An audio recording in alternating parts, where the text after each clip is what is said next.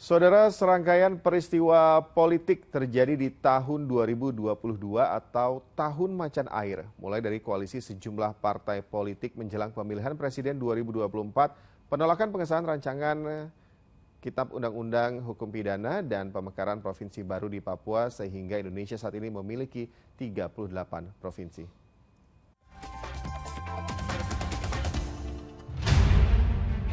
Kita tidak bisa bersantai-santai dengan politik identitas, politisasi agama, politik sara. Jangan berikan ruang apapun pada ini. Ini sangat berbahaya sekali.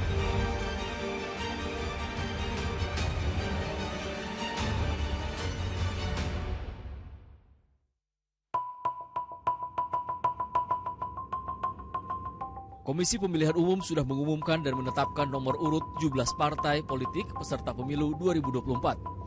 Dari 17 partai politik, 9 diantaranya adalah partai pemilik kursi di DPR. Sedangkan sisanya adalah partai non-parlemen dan partai baru. Berdasarkan ketentuan, partai politik yang bisa mengusung calon presiden di pemilu 2024 harus memiliki 115 kursi atau 20% dari jumlah kursi di DPR. Jauh-jauh hari, partai politik sudah saling menjajaki dan membentuk koalisi. Ada yang menjagokan ketua umumnya, ada juga yang melirik kader partai lain untuk diusung sebagai calon presiden. Gubernur Jawa Tengah Ganjar Pranowo adalah salah satu nama yang sering diunggulkan dalam berbagai survei. Namun hingga saat ini, Ketua Umum Megawati Soekarno Putri belum mau mengumumkan nama Ganjar atau sosok lain sebagai calon presiden dari PDI Perjuangan. Lalu ada nama Menteri Pertahanan Prabowo Subianto.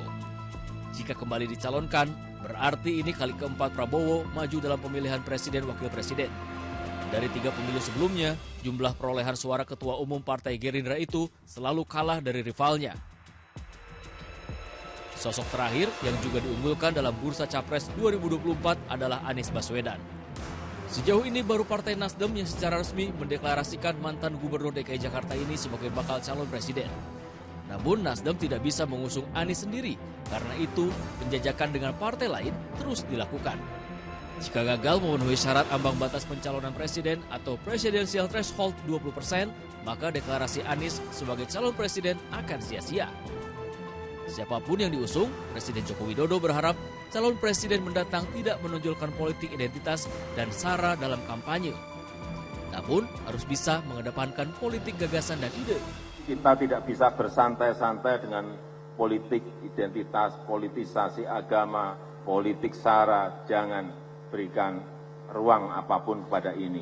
Ini sangat berbahaya sekali. Ini bisa menjadi peluang pihak lain untuk memecah belah keutuhan negara kita, keutuhan kita sebagai sebuah bangsa.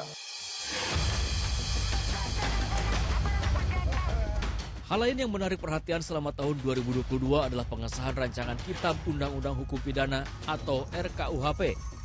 Sejumlah pasal dalam RKUHP masih menjadi kontroversi, seperti penghinaan presiden, hukuman untuk koruptor yang lebih ringan, hingga pidana pelaku hubungan seks di luar nikah.